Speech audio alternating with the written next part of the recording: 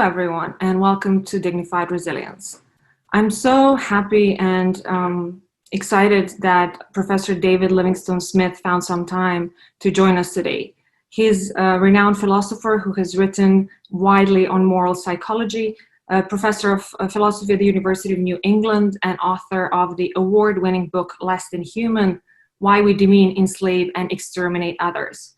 He joins me today for a discussion on his latest book on inhumanity, dehumanization, and how to resist it. I believe the Kindle version is available now and hardcover is coming out on July 1st. So in today's episode, we will discuss processes and consequences of dehumanization, what makes us humans susceptible to it, what psychological, social, and political mechanisms come into place and exist or can encourage us to see someone as less than human. And as well, what makes us vulnerable to it, how politicians exploit it, what's the role of propaganda and the media in the process, and what can we do to resist dehumanization, starting from ourselves.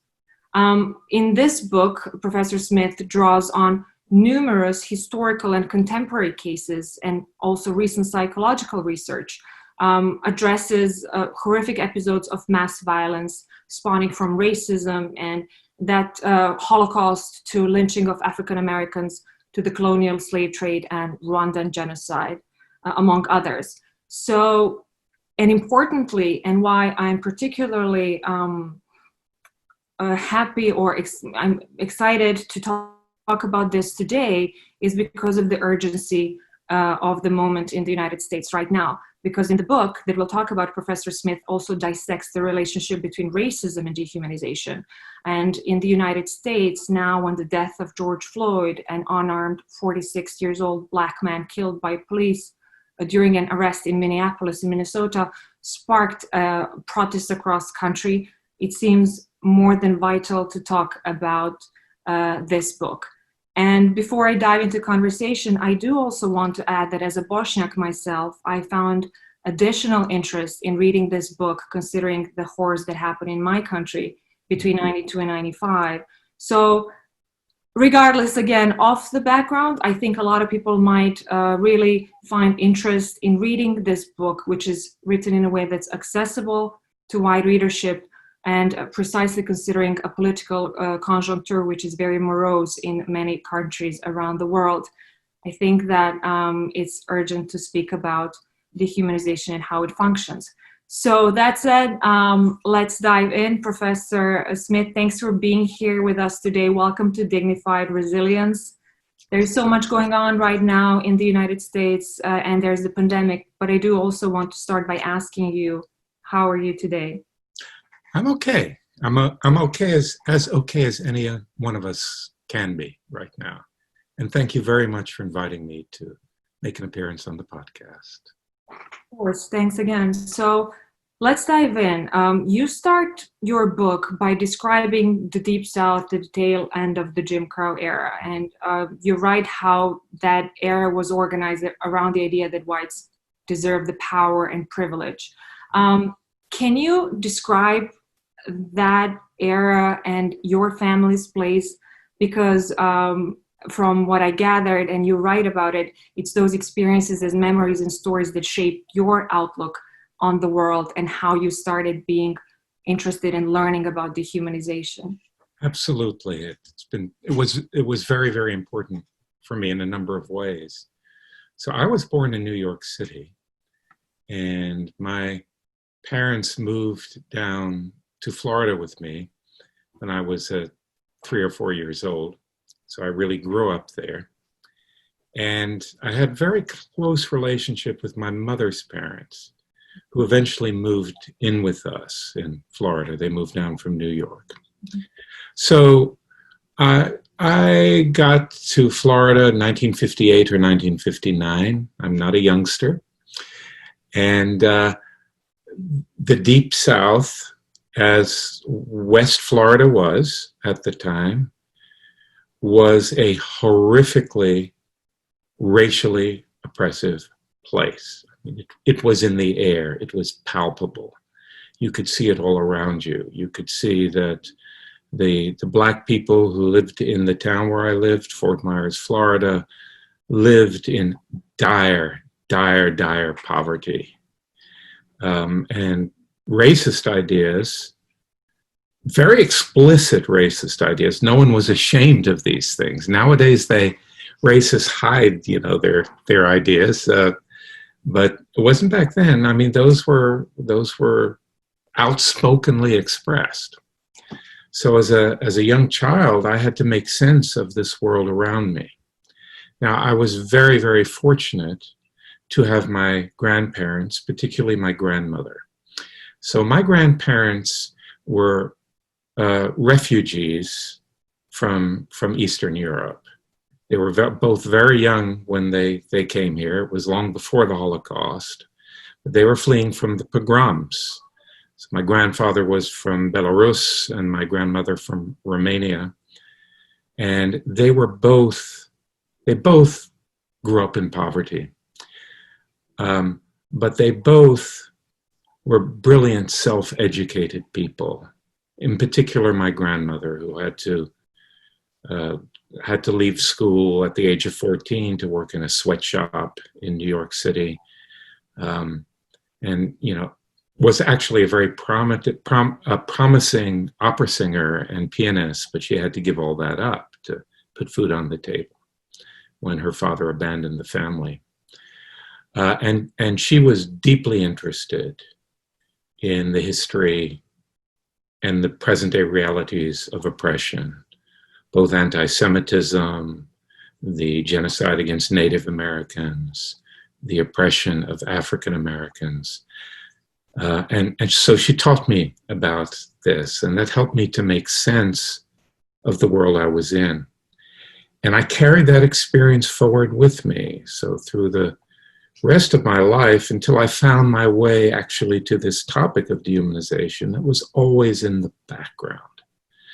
And I think it gave me a kind of insight into these matters because I encountered them in their rawest, most violent form. You say that dehumanization is extremely dangerous, but to resist it, you've got to be able to recognize it and understand how it works. Yeah. So before I ask you to first define dehumanization as you see it, tell us also, why do you remind your readers that it is impossible to make sense of dehumanization purely as a political phenomenon because there is psychology, but also why it's not just psychology because there is politics as well? Yeah, okay, that's a great question. So I actually will have to start with the definition in order to make that clear. So I understand dehumanization. Let me rewind a little bit here. Mm-hmm. The word dehumanization is used in lots and lots of different ways, both in the scholarly literature and in the vernacular. So it's very, very easy for people to talk past each other when they're trying to make sense of dehumanization. If I mean one thing and you mean something else, and we're using the same word, we might not notice that we're actually talking about different things. So I use the word dehumanization to mean thinking of others as subhuman creatures, as less than human creatures. And of course, the others are normally members of our own species, fellow Homo sapiens. So I have a very tight notion of dehumanization. And in that view, dehumanization is something that happens in our heads, right? It is a psychological phenomenon. It's a kind of attitude. It's a way of conceiving of others. Okay, so the only field that has a substantial literature on dehumanization is social psychology. Social psychologists have been writing intensively about this since, about 1999. I mean, there were earlier ones, but that's when it really took off.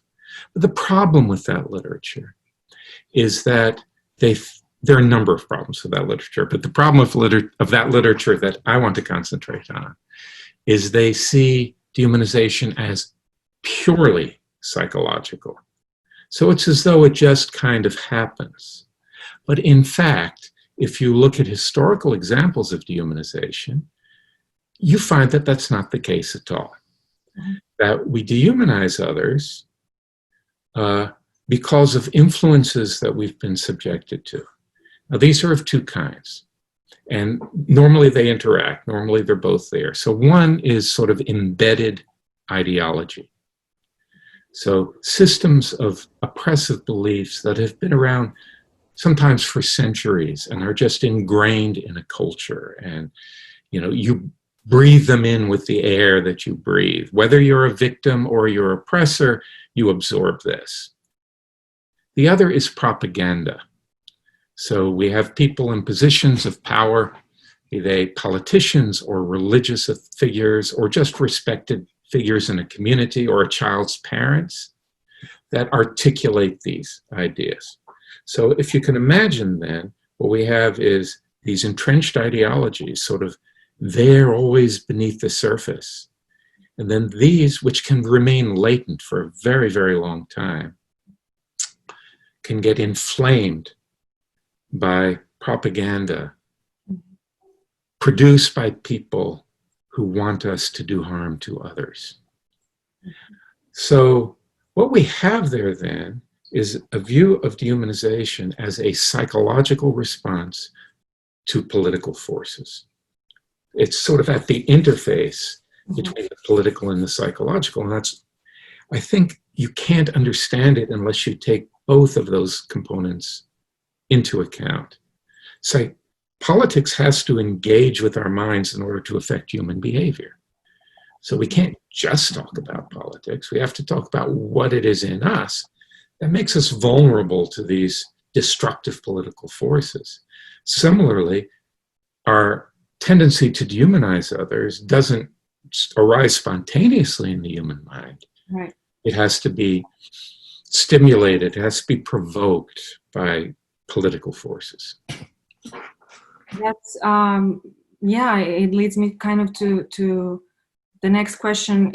So you say that when we see another member of our species, we do see them as human at first, and you describe how it's theoretical, this dehumanizing belief rather than perceptual. So can you unpack a little bit for us how you explained first that for most people killing others isn't something that's easy to do. There are these massive psychological barriers, and you touched upon a little bit about propaganda and ideology, which I will return to later. So explain to us how dividing humans into these races, into, you know, us, our kind and their kind, is the first step, as you describe, on the road towards dehumanizing people.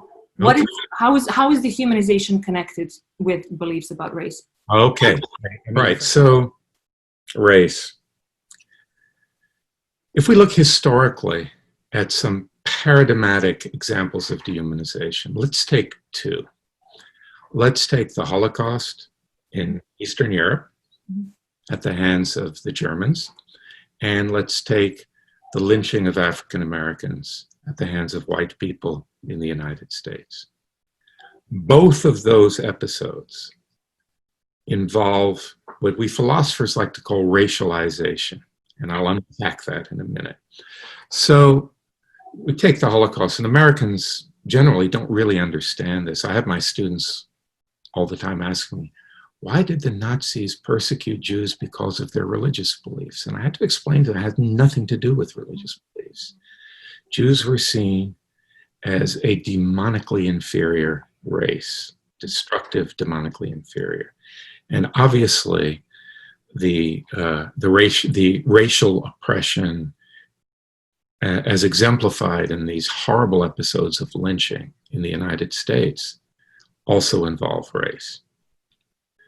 So what I propose in the book is that race is almost always a central component of dehumanization, or racialization, I should say, because most scholars who study race don't actually they believe that race is an invention. It's a way that human societies carve up people on the basis of what they regard as significant differences, motivated by conflict and the desire to oppress. So groups of people are racialized because this helps another group of people do terrible things to them.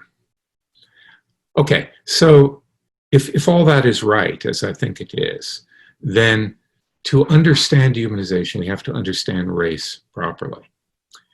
So what is it to think of a group of people as a race? Now, again, Americans, I think, tend to be rather confused about this because of purely local, historically contingent circumstances. And they associate race too strongly with appearance. They'll say, because of the color of your skin. Well, that's just false. There are plenty of examples of racialization that do not involve any even detectable difference. Bosnia is a very good example, right? Many Americans would not recognize that genocidal episode as having this powerful racial component because of these local facts about how race works in the United States, right? So, in my view, to racialize a group of people, that is, to treat them as a race, involves two components. One is to think of them as fundamentally different from us, whoever the us is, right? Now, not superficially different, fundamentally different. That's why racial rhetoric often talks about blood. You know, it's in the blood, that they have different blood than we have. Nowadays, people who know nothing about genetics generally talk about in the genes, right? So that's one component. They're other. They're not like us. They can never be like us. Second component, actually, there are three. The second is not only are they different from us, but they're inferior to us. As soon, I think, as you buy into the idea of race, you're buying into the idea of hierarchy, of superiority and inferiority. These things cannot be detached. That's one reason why I think the notion of race is so toxic. The third is that membership in this racial group is supposed to be transmitted by descent. You are the race that you are because of the race of your parents. And that's why there's this preoccupation with history and origins. Okay, so now if you think about that, you realize that the idea of race involves this notion of higher and lower, superior and inferior, right? So if you racialize a group of people, you situate them as lower. Dehumanization just takes this further. So race per se, the idea of race per se is just to think of these others as inferior human beings. Mm-hmm. And, you know, there's a lot of rhetoric that usually goes around that. They're dirty, they're violent, they're criminal, so on and so forth. When you dehumanize them, you push them out of the category of the human altogether. They're not just inferior human beings. They are subhuman creatures. Now I can, unless you want to say something, I can go to the first thing you asked about in that complex question. Yeah, I do want to thank you for adding nuance to that explanation. As you mentioned, the European Jews who were as pale as the Nazis who persecuted them, and how in the case of Bosnia, racialization happened between people who had the same skin color. And I specifically, I thank you for this explanation and the connection that you bring out, because I read recently there are discussions online how, you know, for example, Islam is not a race, but how Muslims as people can be racialized all the time in different geographical contexts, in the East, in the West. And that is a nuance that is difficult for many Muslim people to understand, because they see things, see world through the lens of religion and how it should be. So I thank you for bringing that that nuance up. And especially, I think what I found very important in the clarification you brought now, and that is that you explain how the Nazis, for example, or the people who do this sort of racialization see this struggle, see life as struggle for dominance between races. And that hierarchy that you mentioned, I think, is crucial to understand when we think about this. So so that was why I really it resonated with me because of my personal background, what you wrote there for racialization. And I really, before you continue, it's related, but you wrote dehumanization is racism on steroids, which I thought is not necessarily what first comes to our mind in terms of how we think about it. So it's really beneficial, I think, for you, for listeners and for readers to understand how you also make the difference that dehumanization is not racism, right? It's related, but one is not, as you say, dehumanization is racism on steroids, which I thought is even more dangerous and scary. And so, okay, we'll get to the how we get over the inhibitions, but I think that before we get to that, maybe how about you bring us more nuance to the fact that you say dehumanization isn't always in the service of slaughter, that it can be oppression as well. I think that's very important. Yes, no, yeah, it certainly is. So genocide is the extreme end. And if you look historically at genocides, certainly everyone that I've studied, and I've studied a lot of them, have involved a component of dehumanization. But dehumanization, here's a way to look at it. Dehumanization, strangely enough, is a solution to a problem. And the problem is that it's not so easy for most of us to do terrible things to people that we have no personal gripe with, right? Okay, someone kills your children or something like that, and of course then you're motivated to harm them. Of course you are. But a great deal of violence is not like that. It doesn't have that personal component. And harming others under those circumstances is actually, for most of us, unless you're a sociopath, really difficult. There's what Hannah Arendt called animal pity that we experience with someone who is vulnerable. So dehumanization is a solution to that. If we dehumanize others, if we see them, first of all, as subhuman creatures, it takes our foot off the brake. That is, it liberates aggression, because just as very few people hesitate to swat a mosquito or kill a tick, if the others are seen as really subhuman, that is, kind of looking human, but being really subhuman on the inside where it counts, then it becomes permissible to harm them. And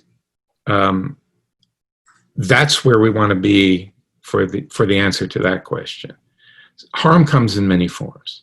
It's not always killing, right? Harm can be exploitation, using others' labor without compensation. It can be all sorts of things. Now, if you think about how we feel free to treat non-human animals, yeah, part of that is killing, right? But part of it is, for thousands of years, exploiting the labor of those non-human animals. And so dehumanization is very often involved in sublethal harm, racialized oppression, slavery, things of this nature.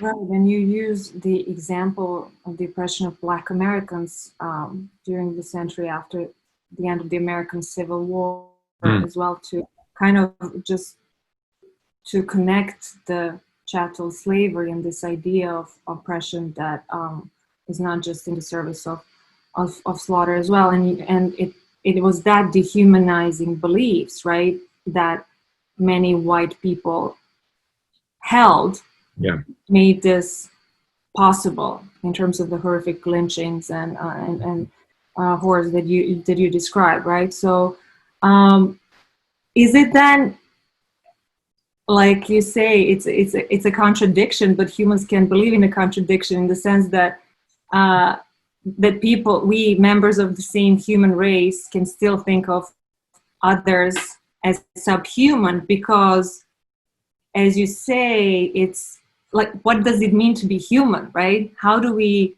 include somebody into seeing as human? I thought, can we unpack that? Yeah, that's such an important component. And it's been so neglected in the literature. So the way to start is to reflect for a moment on what it's like to be animals like us. We are super, super, super, super social animals. You have to go to the ants and the bees to find animals that are as social as we are. And of course, they live in much simpler ways than we do. So we live in large cooperative groups. Like you and I are strangers, but we pretty well trust each other. And human beings get a great deal of pleasure out of sort of harmoniously engaging with others and find conflict a little bit disturbing, even moderate conflict. These are just facts about how we operate. So we are highly attuned to one another. And when we encounter one another, when we look at one another in the face, in the eyes, there is, I think, and there's a good deal of literature to back this up, we just can't help seeing human. you're mankind. And the superficial differences fall away there, right? That's the side of the human face just very readily provokes that response. And, you know, neuropsychologically, our brains are built to process human faces differently from anything else. I mean, faces are really, really special. So when we encounter others, particularly up close and personal, we just can't help responding to them as our kind. And that's what I think the notion of the human is. When we think of others as human, whoever we are, what we're doing is we are thinking of them as one of us, as our kind. And that takes many forms. So vicious racists like the Nazis saw, you know, Jews and Roma as subhuman, and Poles as subhuman too. What did that amount to? Well, they're not one of us. They're not our kind. They're just fundamentally different. Okay, so there's this magical category of the human, the us, that when we encounter other members of our species, we just cannot help responding to them in that kind of way. But most of what we believe doesn't come from our perceptions. It comes from what we're told. And that's just inevitable and normal. That's what makes us cultural animals, right? So if you think of all of the beliefs you have, the overwhelming majority of them come from what you've been told or what you've read. And you'll accept these because of the authority of the people who give them to you. So a physicist tells you that the table in front of you is mostly empty space. Now, it doesn't look that way, but you accept it. I mean, the physicist is supposed to know, here my perceptions are leading me astray. It's mostly empty space. And in fact, if we didn't acquire most of our knowledge in that way, philosophers call it knowledge by testimony or testimonial knowledge, our survival prospects would be really bad, right? We need to be told to avoid touching the hot stove and things of this nature. Okay, now that creates a problem because there are people who are ostensibly authorities, religious authorities, political authorities, scientists, who, in the service of political agendas, tell us that some group of people they might look human, but they're not really human, right? Black people in the United States are not really human, they're beasts. Jews are not really human, they're vermin. Bosniaks are not really human, and so on. So, of course, when someone in a position of authority, like a Nazi race expert, the very distinguished person, tells us that, we accept it. We're inclined to accept it. But then this creates a really interesting tension. On the one hand, I look at you and I can't help see human. Mm-hmm. On the other hand, I've taken on board this ideological construction that you are really subhuman. And that means I see you at the same time as human and subhuman. And that has an extremely destructive, toxic effect because it turns you into a monster, right? And an uncanny fusion of human and subhuman, a contradictory being. And so then, suppose I am inclined to dehumanize Bosnians. Mm. Then you become terrifying. I see you as an evil, destructive being. It really ramps up. I mean, dehumanization is already toxic, but that tension makes it even more toxic, and that's so vital for understanding dehumanization. I think that, you've touched upon so many important things. I feel every word you wrote in the book is so resonates with what I know and lived. But I think it's so fascinating in a disgusting way in terms of how essentialization is used for dehumanization, in the sense that it's not even what is outside that is something inside of us, that even though we might seem human, and like how the German citizens had to demonstrate that they didn't have Jewish ancestors, and like you mentioned, the Jewish blood. In that sense, that principle that it's inside or essence of a thing which determines who we are. And I say this because there's also from people I've encountered that personally as well, that I'm secretly some very violent Muslim, even though I may appear not to be. And there's this term called taqiyya, which is used for us, that no matter what we do, not obviously by I'm talking about anti-Muslim racist rhetoric. So I think it resonated so much with what you also described in the book in terms of this feature of essentialistic thinking, which is so important, that it's some essence of a thing within us that's assigned to us or sought after that determines it.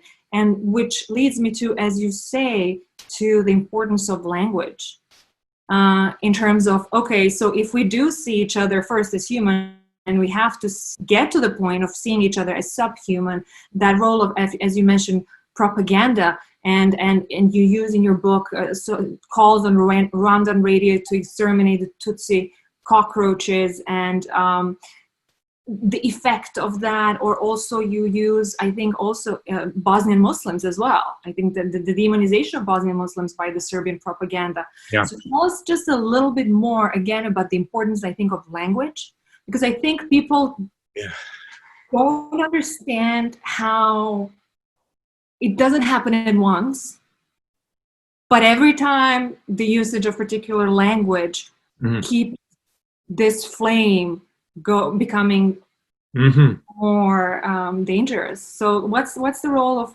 language, again, in this whole process? Oh yes, so that has so many aspects to it. There are particular linguistic forms that encourage essentializing in the first place. So maybe we should just touch on that a little bit more. So the idea here is, and there's a lot of psychological literature on this, human beings have a propensity to think essentialistically. That's just part of what it is to be a human being. And what that means is we think that what makes a thing a member of the kind that it belongs to is some deep, unobservable fact about it. And when it comes to social groupings, then racial ideas, and what makes someone a member of a race is not anything about their appearance. That's just a symptom. And it could be deceptive. That's how racial thinking works. It's something deep inside, in the blood, in the genes, whatever.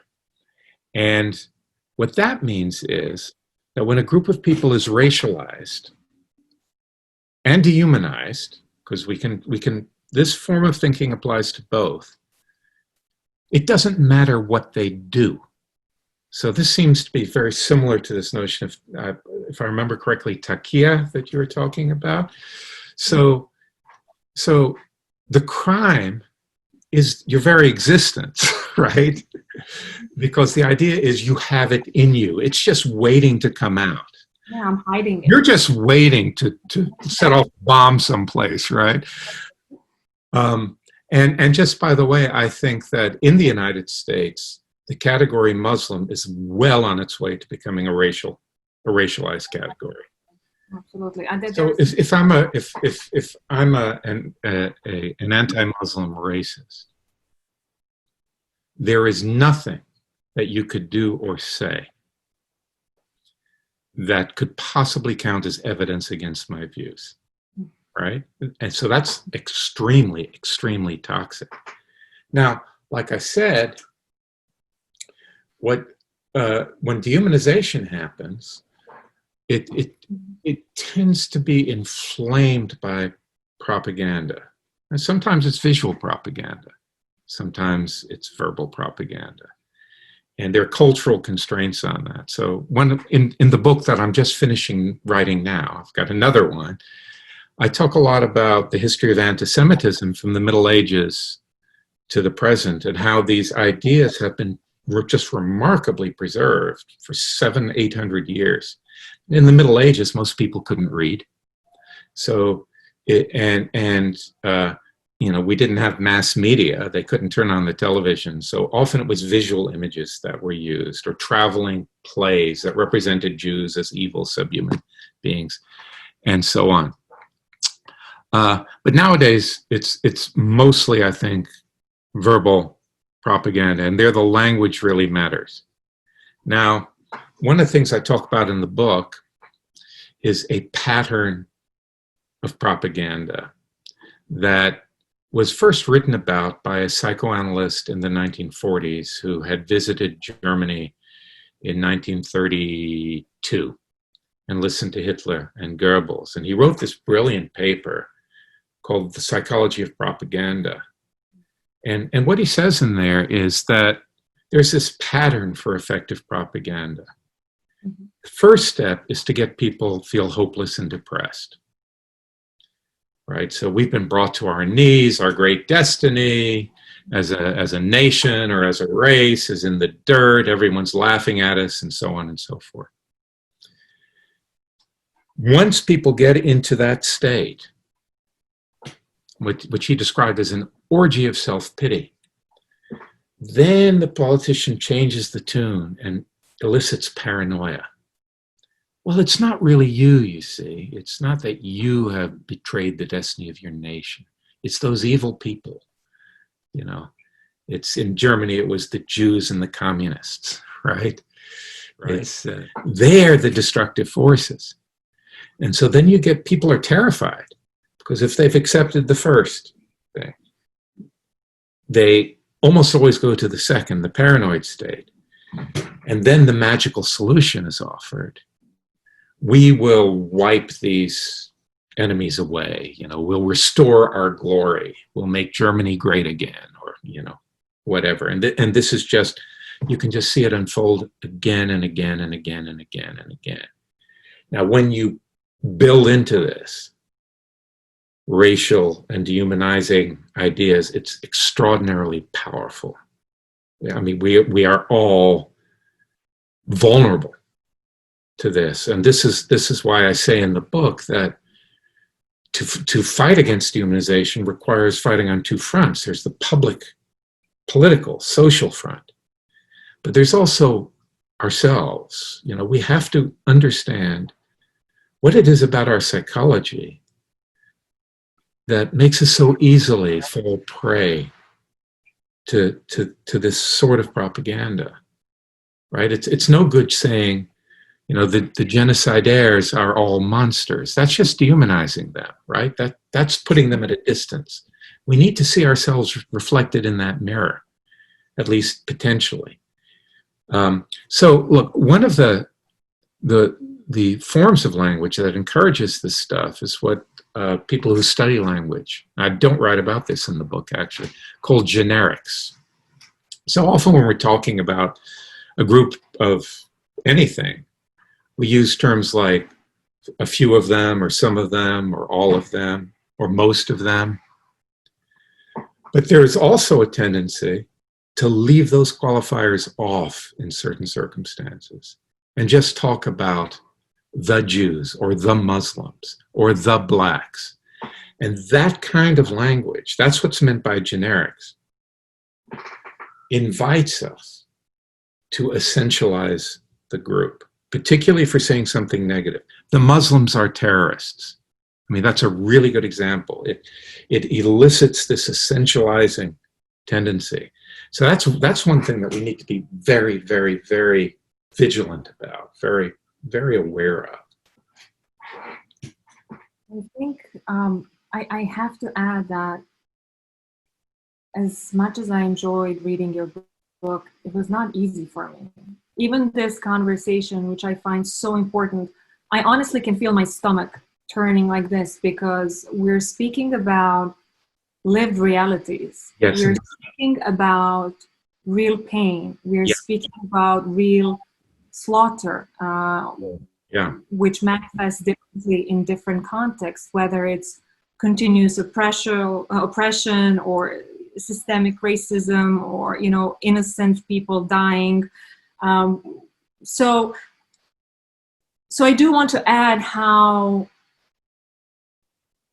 truly important this topic is, because this is not just conversation. These are real things happening, or that happen, or that they're in the process of happening. And I think you also write about it at the beginning or somewhere, that there's this increased dehumanization going on as well.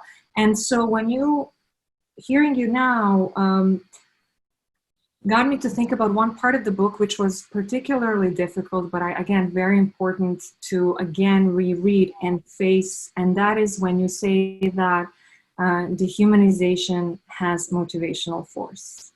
And that was, you know, in your book, you described, for example, when Hutu genocidaires, we're talking about Tutsi cockroaches and snakes in Rwanda. It was not, as you say, because they hadn't noticed that their victims were human beings.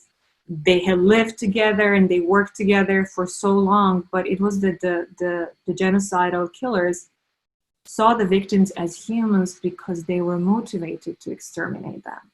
I think I had to pause when I read that, because it's so, you know, so let's pause again, and then let's unpack it in the sense that it is the desire to harm others that leads to their dehumanization, not the other way around. Yeah, it's so important. That's how race works too. Can you unpack that a little bit for us? I certainly can, but first I want to say how excellent your questions are, because you take this seriously. It's not a matter of mind games and just interesting talk. I think this is just so important. That's why I labor at it. I think it's terribly important. It's going to be terribly important for the future. Thank you. I agree. And that your book is a product of a decade-long research, and that I appreciate how you tie different, psychology and sociology. That it's not just a particular niche, so that a lot of people, as I said, wide readership can kind of understand different aspects that go into whole this process and make it so subtle, it's so powerful, and we don't see it, we don't feel it, as you say, unless you recognize it. So it's really important that the world isn't organized like a university with departments, right?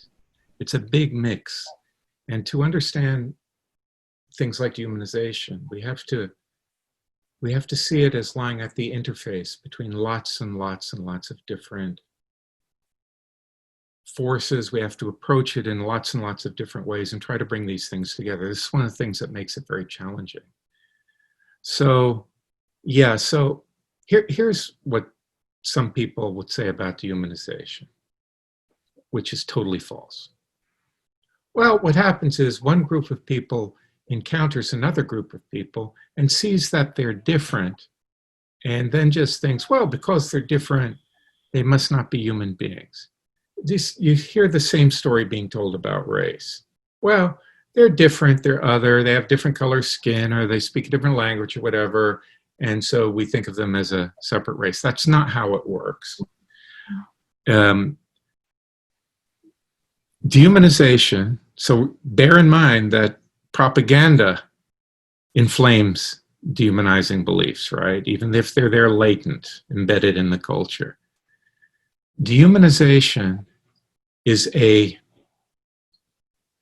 method that human beings have developed over thousands of years to get one another to do harm. So, come back to something you said really right at the beginning of this interview, that, look, in the movies, it's easy for people to do violence to one another, to kill one another up close and personal. In reality, that's not the case. In reality, it's actually, for most of us, like 95% of us, it's very, very difficult. Because as soon as we see human, as soon as we get this gut response, it kind of shuts us down. It elicits inhibitions against serious forms of violence.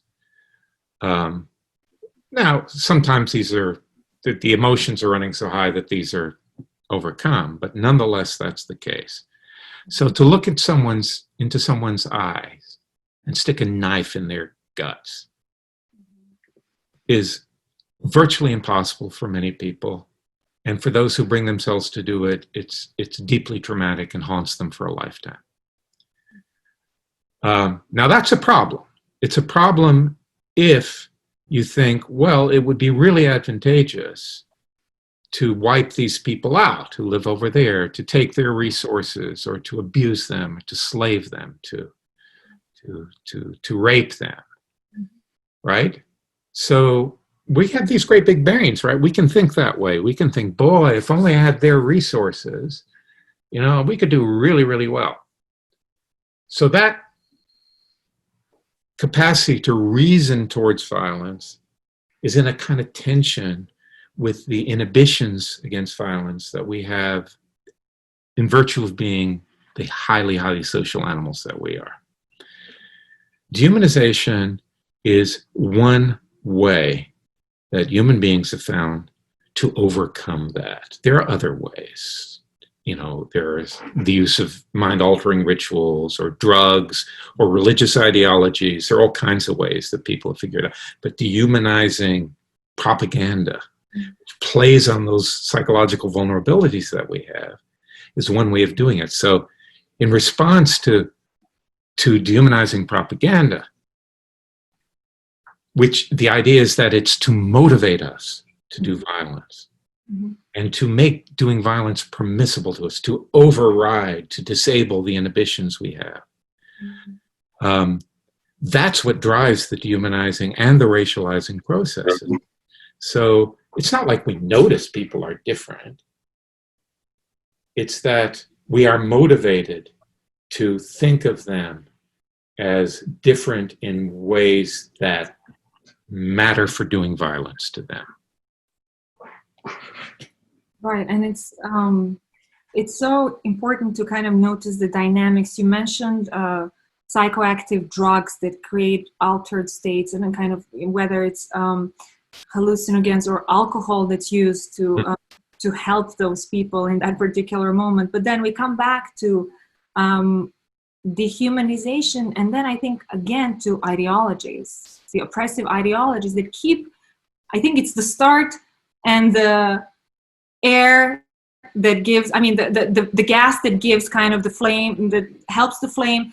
Because I think when I look at, for example, the ideologies, that the lethal ideologies in Bosnia that led towards that sort of propaganda, then dehumanization, then genocide, or even, as you mentioned, here in North America, in that sort of context as well, it comes back to oppressive ideologies, right?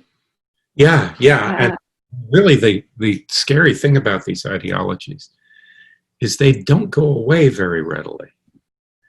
They can stay around for literally thousands of years. They just kind of go underground a bit, but they're ready to be reactivated, right?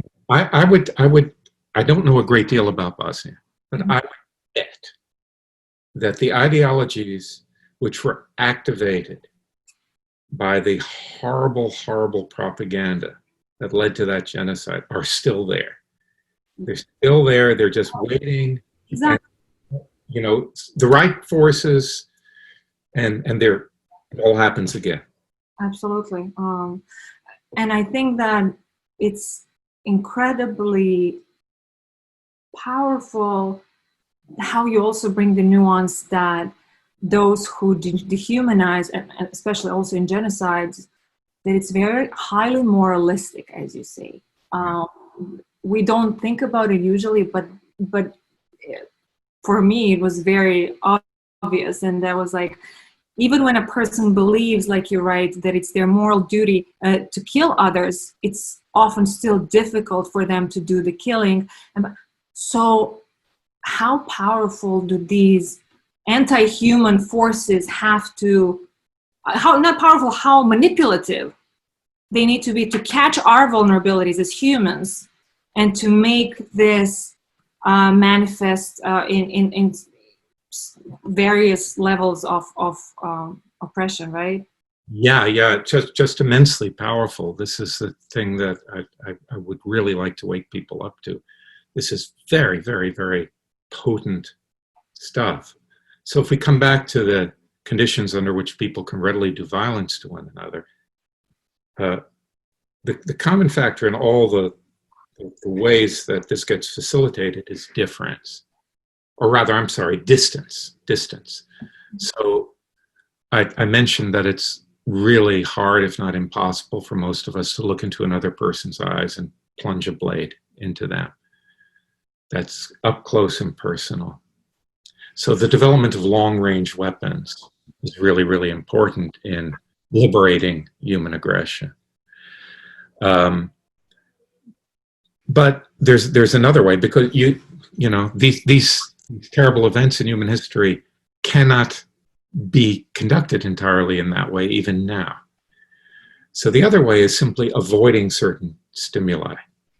So in Auschwitz, there was a great emphasis on not looking into the victim's face. Looking into the victim's face elicits the kind of response that would not allow these people to do their job. If you'll notice, in executions, the victim is often hooded, blindfolded or hooded. So cover the face, cover that stimulus that elicits inhibitions against violence. So this is all perceptual, right? It's perceptual difference. Either get far away or blanket the sense organs from the other. Dehumanization takes it inside. It's not perceptual, it's conceptual, right? So in situations where dehumanization really takes hold, and like I said, we're really vulnerable to this, particularly in the hands of skillful politicians, it's possible to look at the other and simply deny to yourself that what you see is real. So the dehumanized person is seen like a counterfeit human being.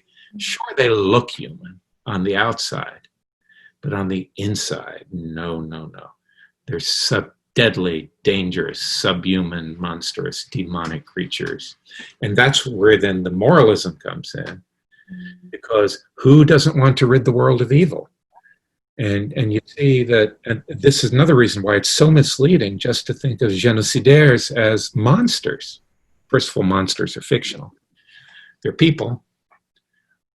And they are, deeply paradoxically, they think of themselves more or less always as doing the morally virtuous thing, exterminating these evil, corrupt, horrible beings. And I think that, so to again kind of conclude that, so dehumanization is not, as many people might think, some sort of moral disengagement, right? That's It's kind of moral engagement. That's something that's totally wrong in the psychological literature. You don't become indifferent to others when you dehumanize them. You become very deeply morally engaged with harming them, because the idea is this is the right thing to do. The people who promote genocides, I mean, some of them are cynical and aren't like that, but by and large, the people certainly that get their hands bloody think they're saving the world. of course. Maybe I should have touched upon this earlier, but where does humiliation come into this process? Now that we think about it, like, because there's sometimes, and again, and I don't mean to bring back just Bosnian context, because there's so much, I think, and so important to remember, lynchings and public lynchings that the rituals that you mentioned, and I think the equation of, and not the equation, but how you say that it was part of restoring the order, was so, it's brutal to read, and it's so important to read. That's how I felt while doing it. Can you tell us just a little bit more about the humiliation part? Sure. Again, I think this is something which is often not properly understood. Humiliation is a very, very common component of genocidal, dehumanizing violence that's provoked by dehumanization, which is often genocidal, but not necessarily. So let me give you an example. It was often the case in the United States that slaveholders would force enslaved people to eat out of the kind of the troughs from which the pigs were fed. So they had to get down on their hands and knees like animals. In the Rwanda genocide, and this is very common in genocides generally, actually, women were often raped, mass raped, before being killed. And the purveyors, the perpetrators, were quite explicit about why that was. It was to humiliate them before taking their lives. So why should humiliation play such a big role here? Now, some people use this to critique the idea of dehumanization. They say, well, if dehumanization, if the notion of dehumanization is the notion that when we dehumanize others, we see them as subhuman creatures like cockroaches, well, then it wouldn't make sense to humiliate them. You don't humiliate cockroaches. I mean, humiliation implies humanness.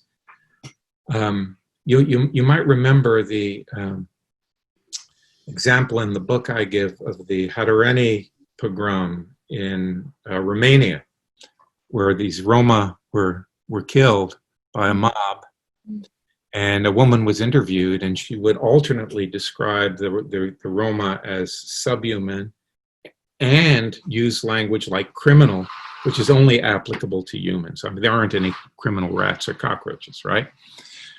So I think that's a very shallow critique. I think what's going on there with the humiliation is, first of all, the very idea of humiliation involves hierarchy, right? Higher and lower. When you're humiliating someone, you're bringing them down to what you think their proper level is, right? Now, why should that be a component of dehumanization? Well, remember what I said. I think that when we dehumanize others, we see them as subhuman and human at the same time. So it's something like this. You're nothing but a rat. You're pretending to be a human. Let me show you what you really are. Let me show you what you really are. I'm going to cut you down to size, which is reassuring for the dehumanized because it strips them of their monstrousness, right? Their scariness, this human and subhuman at the same time.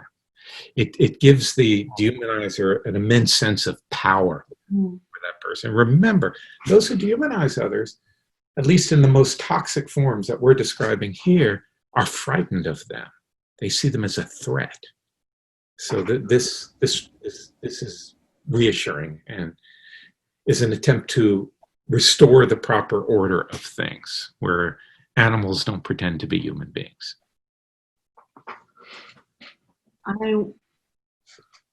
While I was reading the book, I was so curious what the conclusion is going to be. I was like, oh, give me some happy end, give me some happy end, which was hope, hope last, dies last. But you're right that dehumanization cannot be stopped or prevented by just reminders that we're all human, which is so defeating for me personally, because I want to believe that I want to keep saying that, but then again, I study social science. I read these books. I educate myself how it's not enough, how it's not just that, and then I get the tools, I guess, better tools to know how I can exist and how I think others think, how we can think, and what we can do to I don't know, as you say, resist dehumanization and then everything that it leads to. So then tell us a little bit about what you write is what do we need to do to block the processes, those that we can impact politically, but also psychologically, to stop dehumanization or starting from ourselves. Yeah, I think our relationship with ourselves is really important in this respect. I'll explain why in a second.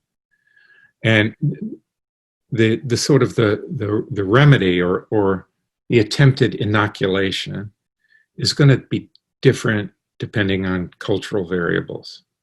So in the United States has certain sorts of issues that some other people don't have, say like Germany doesn't have. So if I'm addressing Americans, and this to a great extent applies to everyone, a certain kind of education is important. And what I mean is real history. Because it's very simple. If you understand that your ancestors did these terrible things, and that's all of us, nations are born in violence. We all have blood on our hands if we look historically. Then you realize that it could happen again. Right, so that's really, really important. And the problem with the United States is that we've never been brought to our knees, right? Like so many other people have. So Americans can maintain certain illusions about themselves which are more difficult to maintain amongst other groups of people. So that's one thing. And that's a function of the educational system. And believe me, the educational system just doesn't do that here. It just doesn't. I teach a course on race, racism, and beyond, at a liberal arts college. And the feedback I get most from students at the end is, I'm so angry I was never taught the truth about history. Right, so that's one thing. Another is understanding how it works.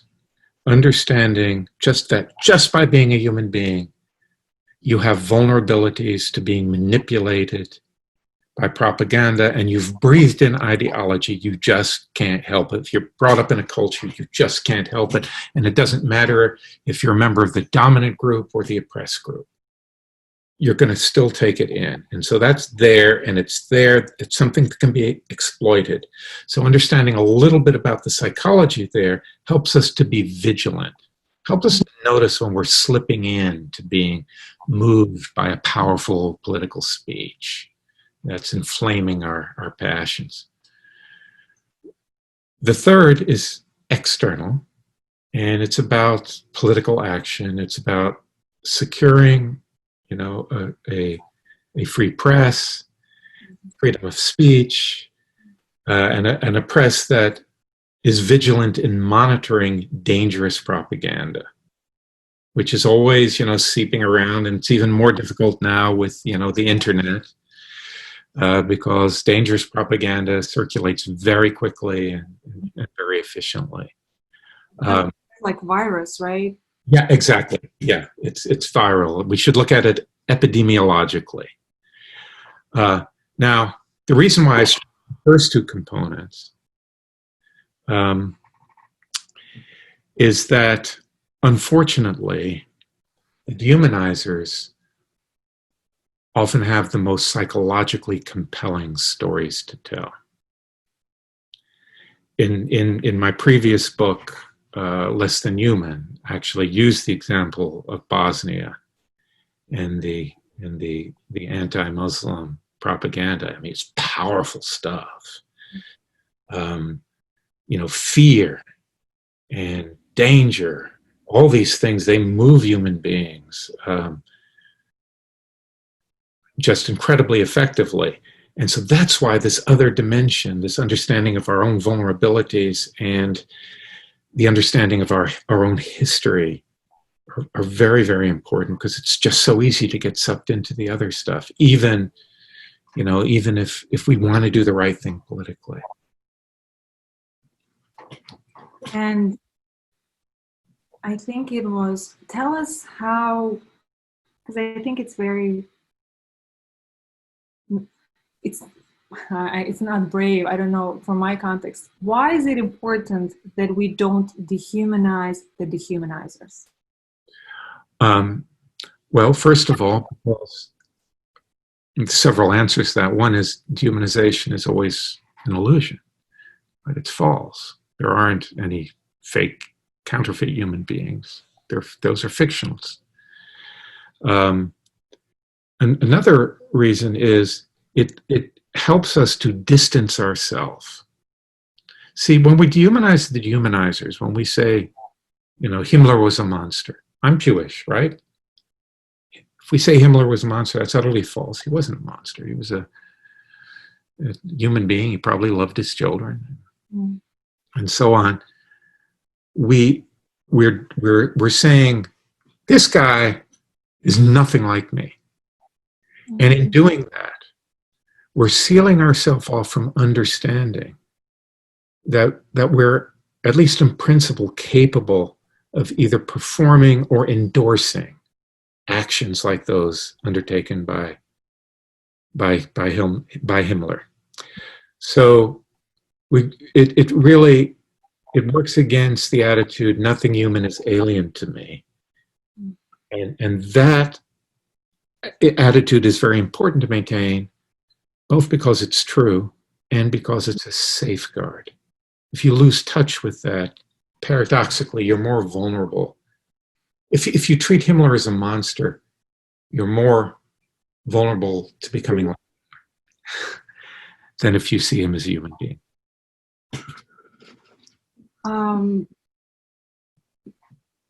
That brings us a little bit, I think, towards the end or conclusion, but I do have a couple of things.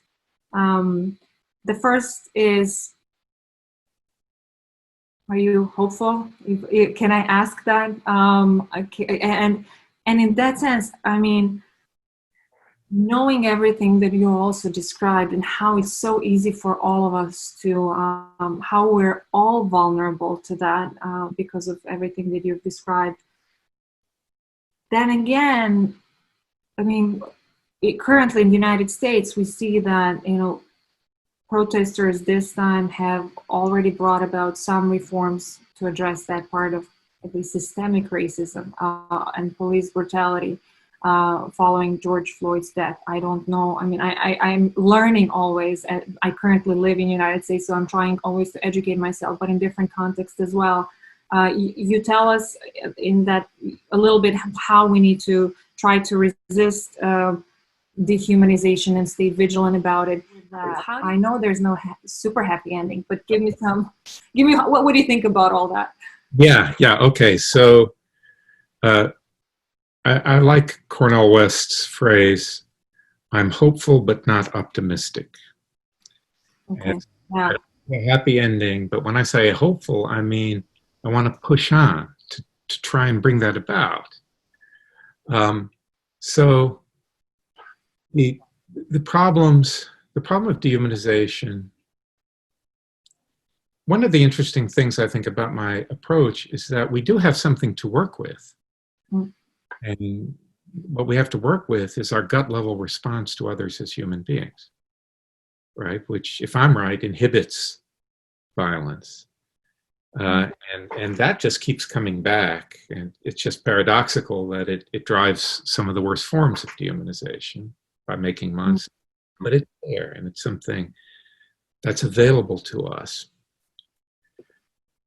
To prevent or to constrain dehumanization most effectively, and racism most effectively, what needs to be addressed are the problems that make these things attractive, right? The conflicts that make these things attractive.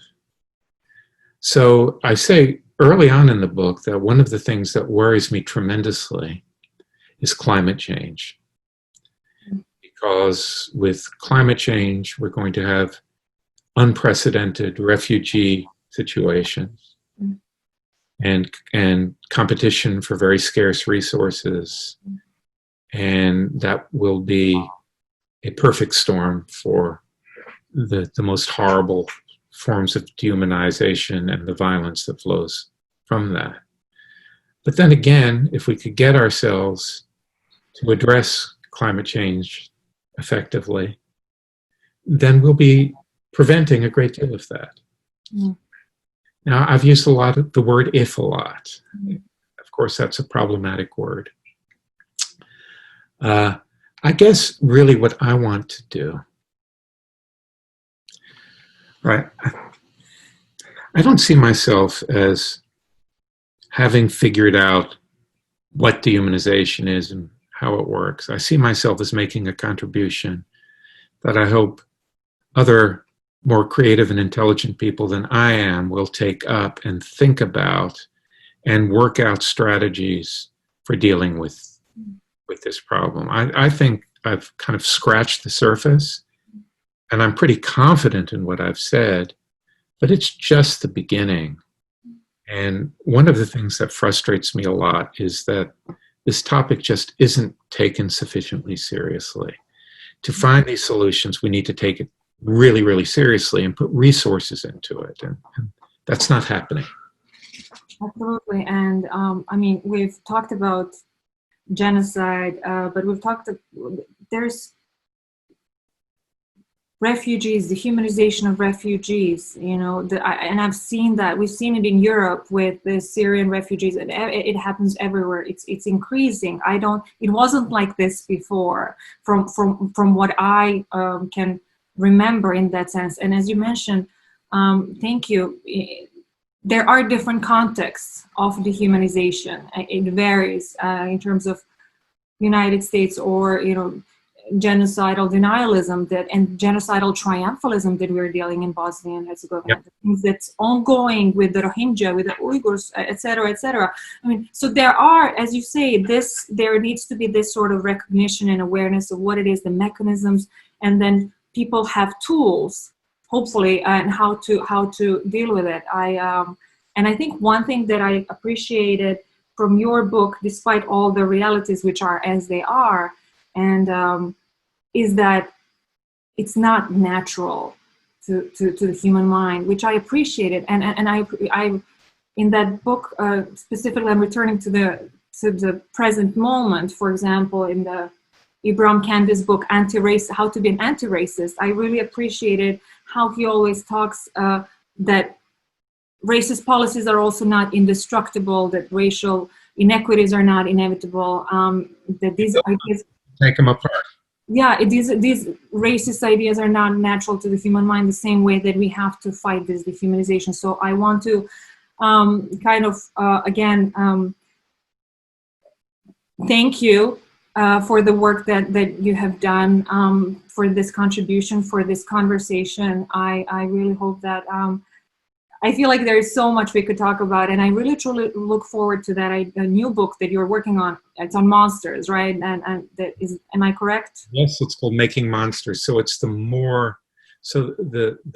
book that's out this month on Inhumanity is for a very general audience, not interested in writing for 12 scholars, right? This one's more detailed, a little bit more academic, it covers similar territory, but I think in somewhat greater depth. Okay, so looking forward to that. And before we end, usually at the end of the podcast, I do have something that's called 5 Sweet Questions, which is unrelated to your professional expertise, but which allows me also to connect with my guests and allow the listeners as well to see the people who are here in a different light. So the first question is, once the current pandemic emergency is over, even though I don't know who will end it and how it will be declared over. For some, it already is. What is it? Is there something that you would not want to forget? Yeah. I guess, and this is going to sound a little bit dark. This is not going to be upbeat. I guess what I don't want to forget is how readily this can happen, and how we may be subjected to yet another, in fact, one that's worse. So the fragility of life, I guess. Yeah. Next question. Which of your personality traits has been the most useful? Not the best trait, but the most useful. Yeah, impatience. It's not a virtue. How I'm impatient too, but how did you make it work? How is it useful? Well, I'm very easily bored, oh. And so I don't waste my time on things to the extent that I would if I were more patient. Oh wow, that's a whole new way of looking at it. I can't wait to tell my husband about this. Oh my goodness. Okay, well, when you have 30 minutes of free time, if you were able to have that, to control it, how do you pass that free time? Oh, in reality, I probably go on Facebook and mess around. But in fantasy, I practice the harmonica or practice I'm learning German, practice that. But really, it's messing around on Facebook. Ich spreche keine Deutsch. I cannot help. That's all I know. What skill or craft would you like to master? I'd love to be able to play a musical instrument well. Okay. And the last one, are any of your friends completely opposite to you, or are most of them similar to you? I don't have many friends. I'd have to say, I have to kind of undermine the question a little bit. Most of my, let's say, my acquaintances are strikingly different from me. And I like difference a lot. I actually like hanging out with people who are really, really different than I am. But the people those few people who I would consider my friends have deep similarities. Okay. Well, thank you so much. You changed my life by telling me how impatience is such a good thing. So I will not forget this conversation for many reasons.